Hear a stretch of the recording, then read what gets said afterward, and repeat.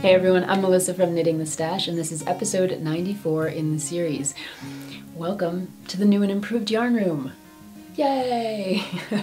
So this episode, I want to give you a little tour of the new and improved yarn room. I also have a new KAL for you guys, a knit along for 2021 that I think you're going to be pretty excited about, and I can't wait to jump into it with you. And I have two FOs for you, a mama sweater and a baby sweater, and it should be kind of fun to talk about some of the mods I did for both of those garments. Let's see, I usually tell you where to find me. I'm Knitting the Stash just about everywhere, so obviously on YouTube, on Ravelry, and Instagram, and on the blog, which is knittingthestash.wordpress.com, and that's where all the show notes are for this and all the other podcasts out there. If you're looking for links or you want to know something more about the patterns I talk about, that's where you can find all the info. And welcome back to all of you who have been with me for a long time. I love all of the comments and the relationships and the threads and the messaging, and it's just so much fun to see you guys. I spent some time over in the Ravelry group this past week and kind of caught up with everybody to see what you were making in the pandemic, to hear about the translations you guys are helping each other with. There's just a lot of good stuff going on over there, and that's where I'm going to put all the info for the 2021 KAL. I can't wait to tell you about it. And if you're new, this is a podcast about garments, garment modification, design, and a lot of knitting tips and tricks and all that kind of stuff. So if you're into those things, welcome, and it's lovely to have you here. So let's jump in with a little bit of yarn room reno. So this is actually both a yarn room and a YouTube studio and a classroom. So over the last semester and a half, while the pandemic has been going on, I have converted this room into a classroom at various points because I needed to have a space that was kind of quiet, that I could shut the door, that I could put a on-air note out there so that my teenager would know when he was running down the hallway. And you probably remember, if you've been here long enough, that there were all kinds of yarn shelves back here. And I was kind of shoving the yarn out of the way to put relevant books up there, for my science fiction class or my speculative futures class or whatever it is. And it just got too crazy. There were yarn bins all over the room. There were books all over the room. It just kind of started to feel a little bit claustrophobic and a little out of sorts, and that just didn't seem like a good way to start a semester. So Spencer and I kind of spontaneously, in a little bit, I guess, we didn't really plan on doing it this weekend, but we had talked about some bookshelves and some other things. We just came in here and basically tore it all apart and then put it all back together. So all that really happened is that my yarn is moved to this wall. So I'm looking at it when I'm looking over here, and I moved the kind of low bookshelf over here, and that's where I have my Swift and my ball winder, and usually I have a lot of, I used to have all my knitting books down below, but I've moved those books over here, so I'm looking at them over here, and hung up all the project bags and the fleece in the closet so that they're out of the way, and kind of putting some art up on the walls. The plan is to put a couple of bookshelves in the back there, kind of small ones, more decorative bookshelves than just kind of full bookshelves. And that way I'll be able to shoot my class from that area over there. So yeah, I know you guys, I'm guessing a lot of us are going through this, the idea that there are spaces in our homes that have to be repurposed and used for multiple purposes. So this one, like I said, is the yarn room, which is also the YouTube studio, which is also the classroom. So 3 purposes in one room, and it's going to work out a lot better this way. I'm pretty happy about it. And as I'm talking here, I filmed a little bit earlier, so I'm hoping I can put in some of those images for you so you can get a sense of how the room actually looks and what it looks like when I'm in here podcasting. I thought you guys might like to see a little studio tour. So I will input those images here. So I think it'll be a good change, and I hope you guys like the new look of it. I'm working on getting some different lighting and some, like I said, some bookshelves and some other cute little things. So it's coming together, and hopefully it'll continue to come together and be good. So as we're talking about all things new and revamped, we are in 2021, and I know not much has changed since 2020. We're still in a pandemic, and there's still a lot of things going on in the world, but it is a good time for transitions and for looking backward and looking forward. And you guys know that I'm not one for New Year's like resolutions, but I am one who loves to create a to learn list for the new year. And I've always done that since I started knitting back in 2012. And one of the things I did this year, as I was looking back, is I realized that there were a bunch of projects that when I was a new knitter, I tried to take on and just couldn't for whatever reason. So there was the sweater that had the little section of 3-color color work that I just thought, oh, I'm not going to be able to do that. Or the shawl that had charts and I just couldn't figure out how to read the charts correctly and every stitch I made was just a mistake.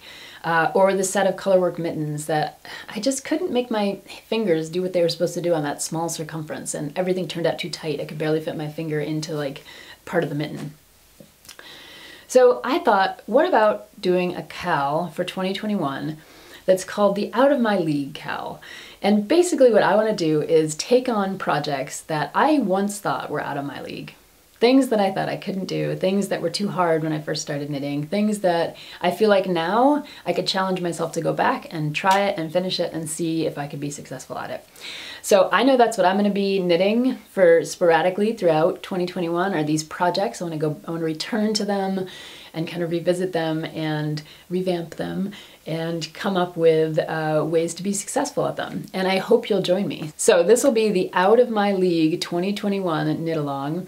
And if you're a knitter, that's great. If you're a crocheter, that's fine. If you're into sewing, whatever making you're doing, I guess we could call it a MAL, a make along instead of a KAL. But anyway, is the Out of My League KAL, and we're going to do it all of 2021. And I'm going to sporadically come in here and show you some of those projects that were once out of my league and that now I'm able to complete, hopefully, and I hope you'll join me along the way. So the ones that I'm particularly interested in right now, I have things from my stash that I can use, which is even more exciting since it's a pandemic and a lot of people are needing to not buy new yarn. So this is also a kind of KAL that'll let you go into your stash and stash dive and go back to projects or whips that, you know, are languishing because you just didn't feel like you had the skills at the time. So this is kind of a deep stash dive, but I happen to have the yarn for Sarah Pope's Flight, which is a beautiful sweater that's mostly one color, but it has a colorwork yoke that I have all the yarn for. And the yarn, I think I got it in 2014. So it's many years old at this point, and I'm gonna break that thing out and I'm gonna knit it because I can do 3-color colorwork now. I also have a pattern for a set of beautiful mittens from Tanis Fiber Arts called the Sweet Nectar mitts, I believe, and boy, when I tried that color work, I could barely get my hand into that first wrist of the mitten. So I'm going to revisit those, and I think I'll be successful this time around. I also have the Geology shawl by Very Busy Monkey, and boy, that gave me fits for months. I even took it to my knitting group. I was just dying to try to figure out how this shawl worked, and I just couldn't do it. So I'm going to go back to that one and figure it out. And I think revisiting at least those 3 projects will help me think about how far I've come as a knitter from 2012 when I started back to knitting until now in 2021. So it'll be a fun kind of looking back to look forward and think about the kind of skills that I've developed over the years. And I'm hoping that maybe you have a couple of these projects too that are hanging around that you once thought were out of your league and that now you're willing to pick up and try again. So I'll set up a Ravelry thread over in our Ravelry group, and we can chatter on the YouTube comments, and we can do all kinds of fun things. I'll try to set up some prizes along the way for you guys. And yeah, it should be a fun year of finding out what we're actually capable of and finding out that there aren't that many things that are out of our league anymore. This should be open to anyone, whether you're a beginner or advanced knitter, whatever you think of, if you think to yourself, wow, that seems out of my league, or you once thought it, anything is fair game. So please just join in and take on some new skill or technique, something that you have been nervous about or something that you have always wanted to be able to do, and this will be the KAL for you. So it should be kind of fun. So let's go on to FOs. And like I said, I have the mama sweater for my mom and the baby sweater for the new grandbaby. So this one, let's do this one first since it's so cute and little. So this is the Seamless Baby Hoodie Pullover by Maggie Van Buiten, B-U-I-T-E-N. I'll put it on the screen. And it is meant to have a little hood, but because this is for a small child, I did not make the hood. It is a really cute top-down raglan sweater. I think you can see it there. And it has this open kind of placard, like a Henley kind of look. And it does have buttonholes, integrated buttonholes. I'm not gonna sew any buttons on because this is for such a small child, but I think it'll actually, you know, when you think about baby clothes, one of the nice things is to have a big wide opening to be able to get those baby heads through. So if anybody's had small children, you know that that is one of the struggles, and it is real. So I knit this out of the Sheepies XL, which is a cotton and acrylic blend, I believe. And I don't usually go for the cotton acrylic kind of stuff, but baby wear, man, you want to be able to throw this stuff in the washing machine. So that is, it's fully washable. It has a beautiful seed stitch, let's see if the camera will pick it up, a seed stitch hem and cuffs. And like I said, I didn't put the hood on, so I popped on an I-cord around the top of the collar just to kind of finish it off and give it a nice look. So this is heading off with Belle the bunny. I gotta package them up today, get them in the mail tomorrow, and baby has not been born yet, so I'm gonna make it, I hope, if the postal system will cooperate, and we all know the postal system is a little slow these days, so we'll hope for the best. This took 2 balls of yarn. I made the smaller size. It took 2 balls plus a little tiny bit of a third, and I kind of really love the feel of this. I mean, I'm not a huge cotton knitter because I'm usually so cold, so I'm usually knitting wool, wool, wool, wool, wool. But this has, I would love to have a big version of this sweater. Like very simple, cool little Henley, and I kind of like this Sheepies.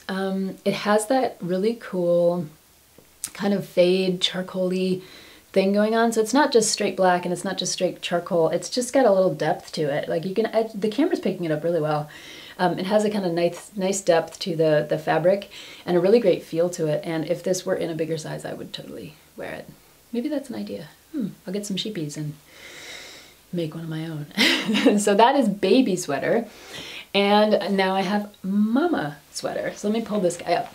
And it's kind of good that it's back there because you can see the full length of it. It's a very long sweater. So this is a sweater for my mom, and I offered to knit her a sweater, and she and I went through some possible patterns one evening on like FaceTime, looking at different things. And she likes these longer sweaters, pockets, kind of warm to kind of wrap up in. She actually has one that looks very much like this at home. That she kind of showed me as a possible template. So we went through a bunch of different patterns, and I actually found a free pattern in German and English, kind of, online from Makerist magazine. So let me pull up the pattern and pull this guy forward so that you can see what's going on. All right, so it's not quite gonna fit in the frame, but I can show you some of the details up close at least. So this is called Mills by Vera Sannon, and it took me a long time to find the actual pattern name and the designer.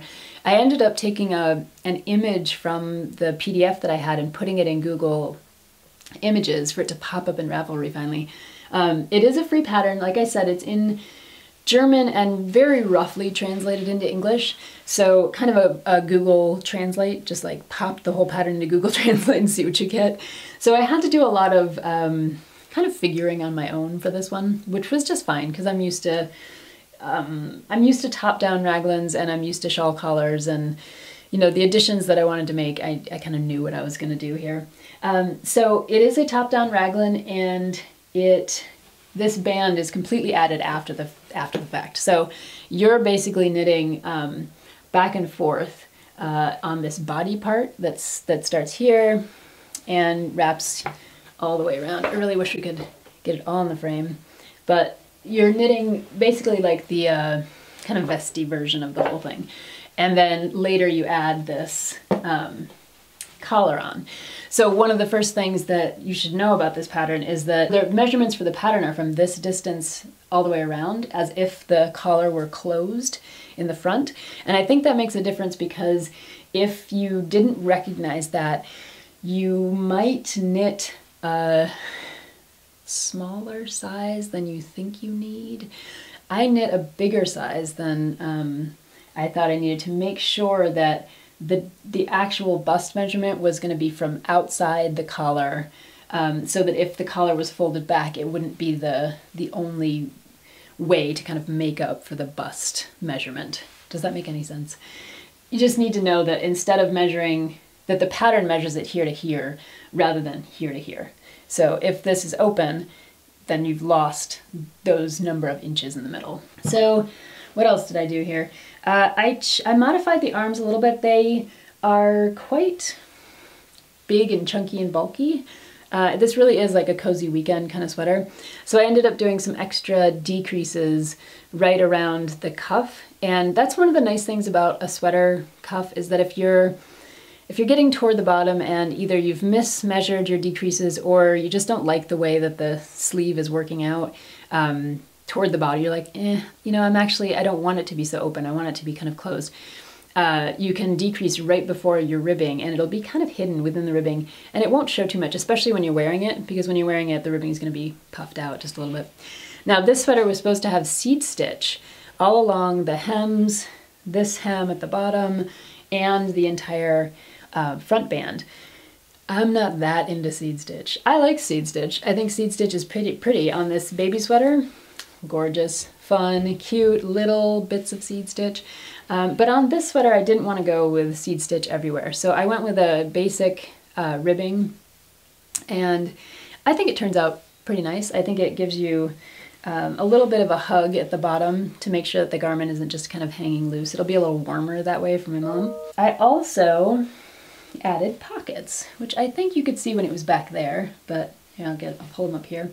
So I added 2 pockets to the front. They have a cute little peekaboo, different color yarn in the middle there. And I have a whole tutorial on how I add my pockets to a top-down sweater. So if you're interested in that video, I'll put a link in the notes here and over on the show notes. And these are at about the distance that it would be really comfortable for you to just put your arm down and kind of sink into them. Other modifications, I went with a kind of Georgetown collar on this one. So I went with the ribbing, and you basically pick up stitches all the way around and then knit the whole thing back, you know, back and forth, back and forth, back and forth. And this is 1x1 ribbing, and I picked up, I think every 2 out of 3 rows or every 3 out of 4 rows, something like that, so that you don't end up with any kind of flaring. And then at the very end, I added a shawl collar. I'm gonna see if this guy will go down so I can show you the shawl collar. Yes. So if you flip this up, you can see that I added short rows right in here. And I did that by setting up markers on either side and, you know, knitting across just past the marker and then knitting across just past the marker, German short rows method, and going back and forth, back and forth, back and forth. So basically the fabric grew this way to create about 8 inches of fabric here instead of just the 4 inches that you see on the rest of the collar. So if it's up, you know, it's a good sized, double the size of the band. So when you fold it back, it sits really nicely on the neck. I think you can see that. Yeah. So you can see those short rows right in here. It's like they're shaped like that. Yeah. And like I said, I went with about double the amount so that it would sit like so. And it's meant to be an open front cardigan, so we'll see how my mom likes it. We'll see how it fits. I don't know yet. It's one of those things where I went with the measurements and I went with the pattern, and we just kind of cross our fingers and hope that it fits her. But I'm sure she'll send me some pictures, right, Mom? Hi, Mom. And let me know how it's fitting. I don't know if there are any other modifications besides the shawl collar and the pockets and the ribbing. That's quite a lot. And I just kind of had to piece the pattern together a little bit because of the German-English translation issue. One thing I'm a little disappointed in this sweater, and I will say it's my own, absolutely my own fault. When my mom and I were looking for yarn for this, when we found this pattern, I found the yarn. I think it was yarn that I could get on Webs, so you get a discount on Webs if you buy, you know, this is a big sweater quantity worth of yarn. So I was like, well, I found it on Webs, it's a discount, it's 100% wool, awesome, this will be really great. Well, I got it home and I started knitting with it, and I was like, this is wool, but it's not 100% wool. Like, it's not a natural wool. And sure enough, I looked at the band and it is treated. So it is a superwash wool.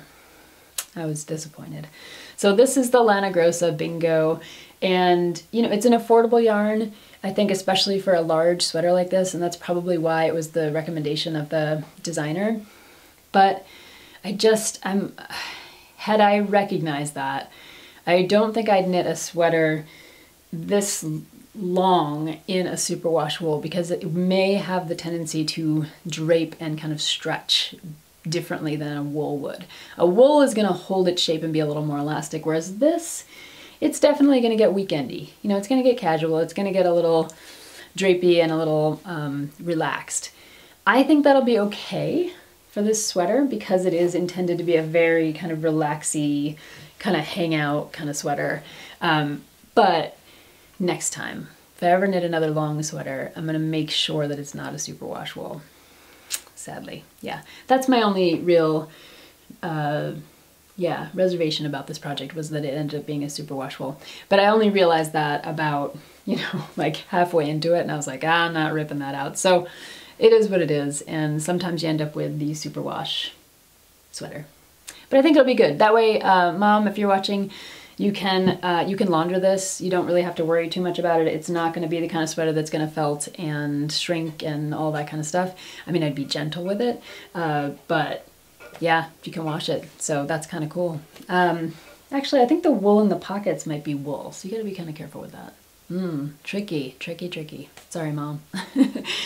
All right, so these are the FOs. We've got the mama sweater and the baby sweater, both top-down raglans, both very different, both intended for recipients that are not me and will be shipped out into the world, which is kind of exciting. So I have one last quick segment here on the podcast, and that is a Q&A, a kind of answer to a question that Alan Henne, I think I'm pronouncing his name correctly, posed on one of the other videos that I put up last week. I put up a sweater design book review video, and he asked, what about men's sweaters? What about sweater books that don't just feature women's designs so heavily? What are some of the options out there?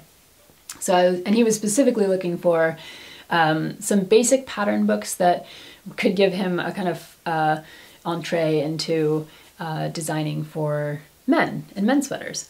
So I looked around, and I think there are a couple things I would recommend, and this is not only for Alan, but for anyone who's thinking about men's knitting, and it's something that I've talked about on the podcast in the past. Not only men's knitting for men, but men knitting, and men wanting to have cool garments and things that are well-shaped and suited to their bodies. So there are a couple things I'd recommend, and one of them is that Bruce Weinstein has a couple of books out there. One is called Knits Men Want, and it's a pattern-based book, but it goes through some of the basic silhouettes and shapes and pattern design modification things that you can do to kind of get the fit that you want if you're a guy or if you're knitting for guys. The other book that he has out is called Boyfriend Sweaters, and I happen to have it. It was a birthday present many years ago. And the cool thing about this book is that you get the silhouettes and the shaping for both men's and women's sweaters, the same version, like the same sweater, two different versions. And that means that you can compare some of the choices that the designer is making in modifying a pattern for women's wear versus men's wear. I think that that comparison can actually be pretty helpful. So those are two Bruce Weinstein books that I recommend. And then there's Martin Story has a lot of good patterns, and I believe he has a couple of books out there that might be helpful. He's been a knitwear designer for men's and women's knitwear for a long time, but I know he has some men's patterns that are really useful. Someone like Stephen West has been doing a few sweaters and other kinds of garments for men, which might be of interest to you. He's a little bit more avant-garde in the way that he's designing, and I think that's cool, but it's not for everyone. And the last thing I would say is a company like Brooklyn Tweed and Jared Flood can be really good resources for thinking about design elements and garment elements. The thing about their patterns is that they're incredibly detailed. They have the schematics, they have the measurements, they have the a lot of the rationale behind what's going on in the patterns, and they have some really pretty up-to-date, cool styles in terms of menswear. They also have some more simple designs, but I do think of Brooklyn Tweed as being a little bit more on the advanced end. So, Alan, to answer your question, I guess I'd go with the Bruce Weinstein books. to begin with, and then maybe branch out into something like Michael Delvecchio's Knitting with Balls, or Stephen West's patterns, or Jared Flood, or Noragon, or any of the Brooklyn Tweed kind of stuff for men. But I do think that this would be a good book too, because it'll offer you those versions and the kind of ideas behind the designing for women and men and what the differences actually are. So I hope that kind of answers your question, Alan. And if anybody else has other questions like that from other videos, this video, I'm always happy to answer them. So please just leave them in the comments or send me a message, and I'll do my best to do the research and figure out how to answer your question and get back to you. All right, I hope that you guys have a good week ahead of you. I will be teaching in here. I'll be teaching speculative fiction and science, technology, and narrative. So it should be a fun and wild and wacky semester. And I would encourage you to head over to that Ravelry group that we have and to check out the KAL for this year, the Out of My League KAL, because I'm just jonesing to go get those patterns back out and get things out of my stash and get things into circulation and try some of those skills that I was once too scared to try. So I hope you'll join me in this KAL, and I hope we can have some fun conversations and some good prizes and just some good sharing of finished objects and stories along the way. So in the meantime, I wish you a happy week or two until I see you again. Take good care. Bye-bye.